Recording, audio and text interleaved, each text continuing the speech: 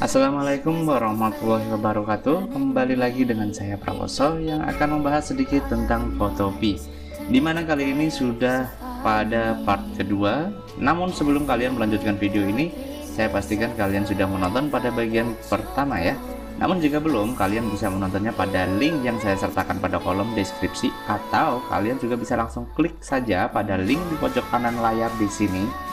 Dan kalian yang belum subscribe, kalian bisa support kami dengan cara klik tombol subscribe terlebih dahulu.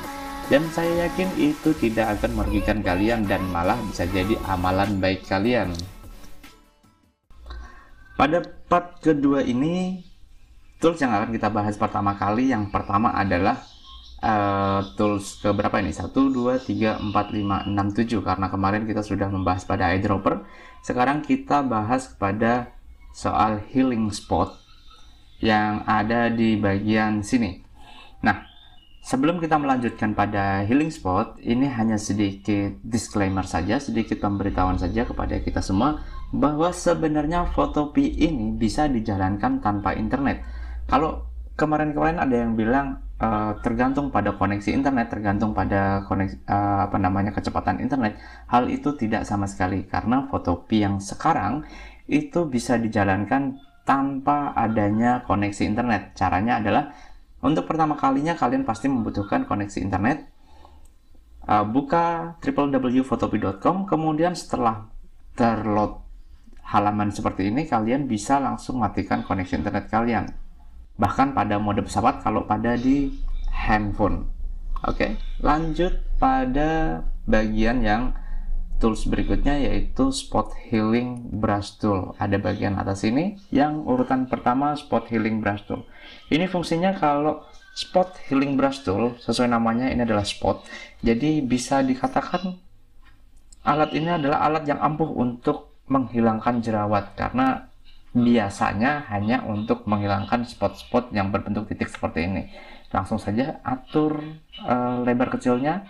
Kalau kalian menggunakan mouse, hanya menggunakan mouse saja tanpa menggunakan keyboard, kalian bisa klik tombol virtual key yang ada di bawah sini, kemudian ALT, klik kanan pada mouse, kemudian geser kanan dan kiri untuk membesar dan mengecilkan kursornya. Kemudian kalau kalian tidak menggunakan mouse, kalian bisa mengaturnya pada bagian sini, size-nya besar kecilnya. Kemudian kalian sesuaikan saja seberapa besarnya. Langsung klik pada bagian yang ingin dihilangkan, maka otomatis spot yang kalian ingin hilangkan secara otomatis hilang. Nah, di sini saya kembalikan dulu. Di sini juga bekerja pada seleksi tool. Maksudnya begini, kalau kalian ingin menghilangkan beberapa spot sekaligus, kalian bisa menggunakan seleksi tool, menggunakan lasso tool. Kalian tinggal lingkari saja bagian yang ingin dihilangkan. Kalian lingkari, kemudian jangan lupa di sini add selection, lingkari saja. Kemudian pada spot healing tool kita klik, di atas ini ada heal selection, maka yang bagian terseleksi semua akan dihilangkan secara sekaligus. Tools yang kedua adalah healing brush tool. Healing brush tool ini boleh dikata seperti mirip dengan clone stem tool. Clone stem. Jadi kalau bedanya clone stem dengan healing brush tool ini, kalau clone stem itu benar-benar 100% dia copy paste dari target, dari source ke target, dari sumber ke target. Tapi kalau healing brush tool ini sedikit berbeda. Kita ambil contohnya langsung saja. Klik ALT kalau kalian tidak menggunakan keyboard. Pada virtual key, klik ALT, kemudian kursornya akan berubah menjadi tanda plus. Kemudian kalian klik pada bagian yang kalian inginkan, hilangkan ALT-nya. Kemudian kalian tinggal harus di raster size. Kalian tinggal gosokkan saja.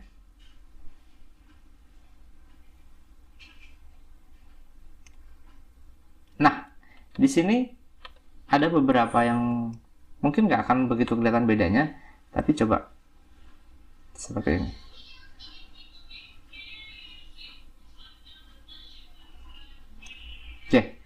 warnanya berubah menjadi yang ada di sekitarnya. Jadi healing brush tool ini dia mengcopy bagian awalnya, kemudian dipastekan pada bagian kedua, tapi warnanya ada sedikit pembauran dengan warna yang ada di sekitarnya. Ini akan sangat berguna sekali kalau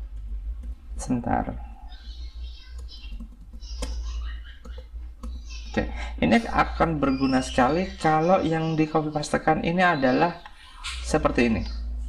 Klik ALT, kemudian klik, hilangkan ALT. Nah,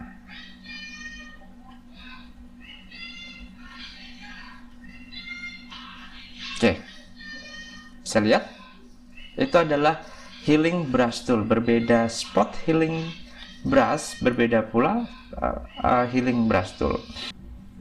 Yang berikutnya adalah patch tool. Beda healing brush, beda patch. Sesuai namanya, patch tool ini untuk fungsinya adalah menambal. Kalau kita klik pada patch tool, di atas ini ada source dan target. Fungsinya berbeda. Kalau pada source, kita coba. Masih pada source, kita lingkari saja bagian kambingnya. Kemudian kita geser ke sebelahnya. Oke, maka kambing ini hilang mengikuti kemana arah kita geser. Kalau kita geser ke arah langitnya, ya ke langitnya, polos. Oke, seperti itu. Tapi berbeda lagi kalau kita pilih target. Kalian pernah nonton Naruto, Kage Bunshin no Jutsu? Nah, ini hampir mirip seperti itu. Jadi untuk mengklon sesuatu menjadi beberapa bagian kalau pilih ke target. Oke, langsung ke bagian content aware move tool. Beda patch tool, beda content aware move tool. Kalau content aware move tool ini memindahkan yang kita seleksi, tapi bukan mengklonnya.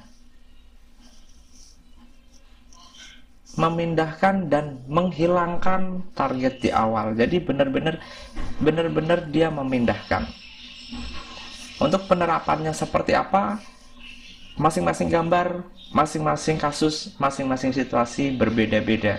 Semakin kalian banyak menggunakan aplikasi ini, semakin kalian berlatih, semakin kalian akan tahu. Tools yang berikutnya adalah Red Eye Tool. Sesuai dengan namanya, Red Eye ini fungsinya untuk menghilangkan efek mata merah pada kamera. Kalau zaman dulu kamera masih memakai flash pada frekuensi tertentu, sehingga menimbulkan efek mata menjadi berwarna merah. Nah, Red Eye ini fungsinya adalah untuk menghilangkan mata merah itu. Tapi kalau sekarang kayaknya udah nggak ada lagi, jarang sekali ya ada mata merah. Kita tinggal atur saja besar kecilnya, mau seperti apa dan sebagaimana. Kalau sudah, kalian tinggal klik pada bagian mata merahnya. Tuh. Itu saja fungsinya, dan ini hanya berefek kepada bagian yang berwarna merah dan memiliki unsur warna merah. Bagian yang tidak memiliki unsur warna merah tidak akan berefek. Contoh di sini saya memiliki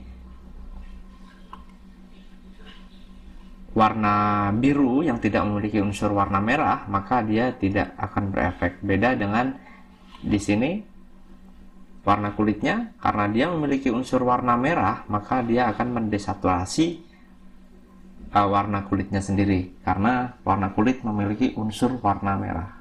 Oke, langsung ke tools berikutnya. Pada tools group sini sudah habis, langsung ke brush tool, pencil tool, dan color replacement. Untuk brush tool, pencil tool, untuk brush tool ini fungsinya nggak jauh beda dengan pencil tool, karena pada Photopea ini brush tool dan pencil tool ini tidak tidak sepowerful yang ada di Photoshop. Jadi fungsinya ya hanya untuk memberikan kuasan saja, layaknya brush yang ada di aplikasi Paint. Contohnya saja di sini pakai warna hitam untuk brush tool. Sebentar, saya kasih ini dulu aja. Nah, kalau pada brush tool, dia hanya memberikan kuasan saja. Jadi dia kalau di sini kita ambil brush berbentuk bulat, dia hanya memberikan pengulangan warna bulat. Kalau kita zoom, dia semacam kayak bulatan yang berulang-ulang. Begitu juga dengan pencil tool, nggak jauh beda dengan brush tool yang ada di sini.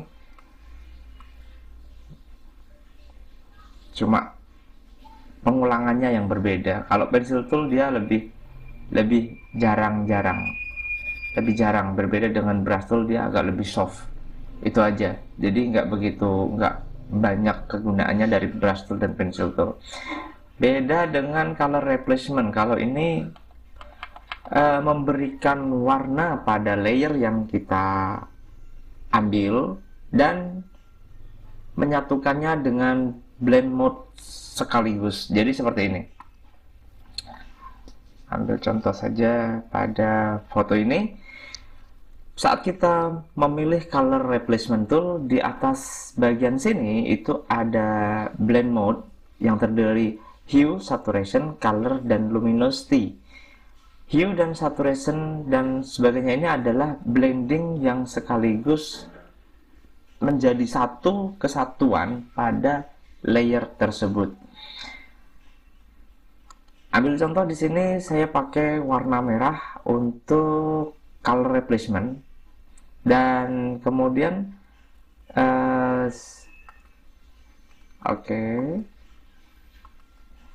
kemudian kita berikan pada layer ini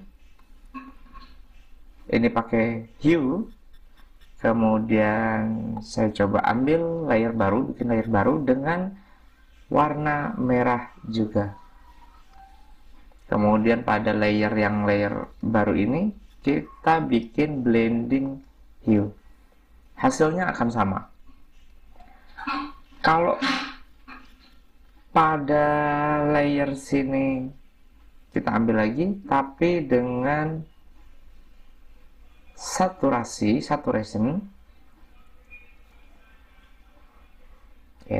Seperti ini. Kemudian pada layer kita bikin satu layer lagi. Brush tool, warna merah. Kemudian bikin saturation. Hasilnya pun akan sama. Jadi memberikan warna dengan blending yang jadi satu kesatuan. Nah, kalian tinggal pilih yang mana, bikin layer baru atau mau langsung menggunakan color replacement. Kalau bikin layer baru, tentu warna-warna yang kita pilih tadi masih bisa kita buang. Tapi kalau untuk menjadikan satu kesatuan pada layer ini udah nggak bisa diapa-apain. Mau dihapus juga nggak bisa, mau dihapus juga nggak bisa. Paling kita pakainya step backward saja. Oke. Kemudian yang berikutnya adalah clone stem. Ini clone stem yang sebelumnya saya pernah bilang, clone stem dengan healing brush tool. Ini ada perbedaan. Nah, perbedaannya di sini. Kalau clone stem kita klik ALT, maka kursornya berubah menjadi tanda plus, kemudian kita klik bagian sini saja, lepaskan ALT-nya, dan kita tinggal kuas. Bedanya di sini tidak ada percampuran warna dengan warna yang di sekitarnya.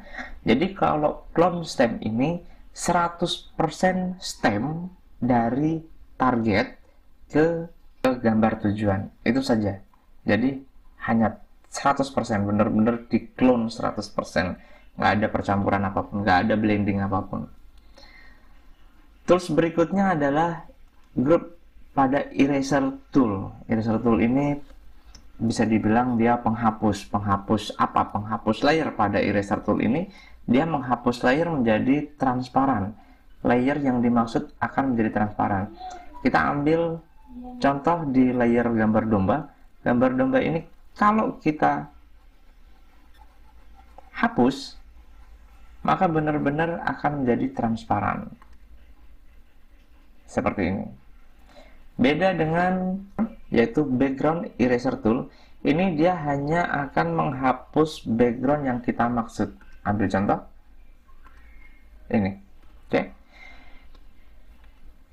Cara penempatannya, cara penggunaannya, kita tinggal atur dulu besar kecil kursor yang kita mau, anggap saja segini cukup. Kemudian tempatkan kursor ini pada background warna hijau, maka bagian warna hijau ini akan hilang.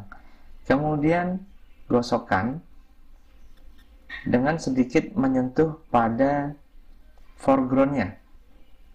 Jadi background yang kita maksud akan hilang, foreground pada objek ini akan disisakan. Seperti ini, praktis dan nggak perlu seleksi-seleksi.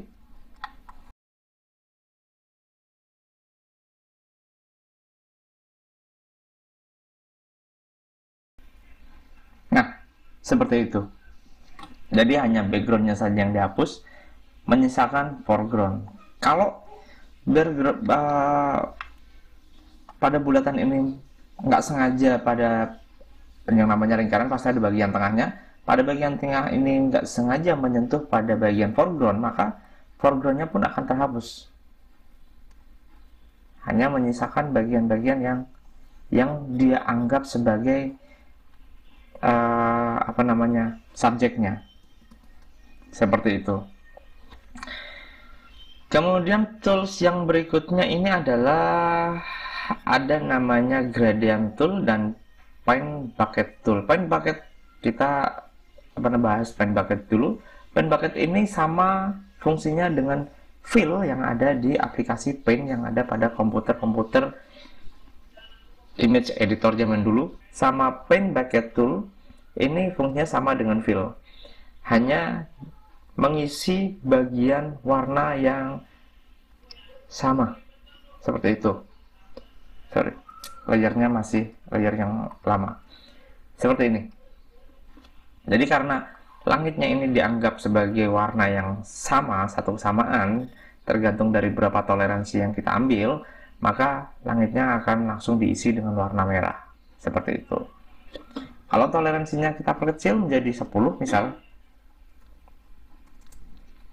maka bagiannya pun akan berbeda. Enggak semua rumputnya menjadi warna merah, menjadi terisi. Kemudian yang berikutnya gradient tool. Gradient tool ini memberikan aksen warna gradasi pada layer tersebut. Jadi saat kita membuat satu layer kosong, kemudian kita tarik garis, tergantung dari gradasinya. Di sini kalian mau pilih gradasi yang bagaimana, kalian atur. Di sini mungkin warna, saya lebih suka warna biru biar lebih adem. Oke, warna biru, oke. Dan kemudian di sini kasih sedikit warna hijau mungkin. Oke, di sini warnanya biru ini, dan oke, kita tinggal tarik, maka gradasi akan berubah menjadi biru ke hijau. Terus kemudian bagaimana bentuk gradasinya, kita tinggal atur di sini. Linear seperti ini, radial dia akan sedikit membentuk lingkaran, kemudian angle dia benar-benar ini bukan gradasi ya, namanya perpisahan warna. Reflected seperti ini, reflected ini, kemudian diamond. Nah, beda-beda. Kemudian blend mode di sini, ya blending pada umumnya lah. Mau yang seperti apa, gitu. Nah, demikian tadi beberapa tools yang sudah kita bahas pada tutorial di bagian kedua ini. Agar kalian juga tidak bosan Dan agar video tidak terlalu panjang, maka tutorial kita sambung pada part ketiga yang insya Allah akan saya upload minggu depan. Maka dari itu jangan lupa subscribe dan bunyikan loncengnya agar kalian tidak ketinggalan video dari kami. Demikian video tutorial ini, dan wassalamualaikum warahmatullahi wabarakatuh. Sampai jumpa di video berikutnya.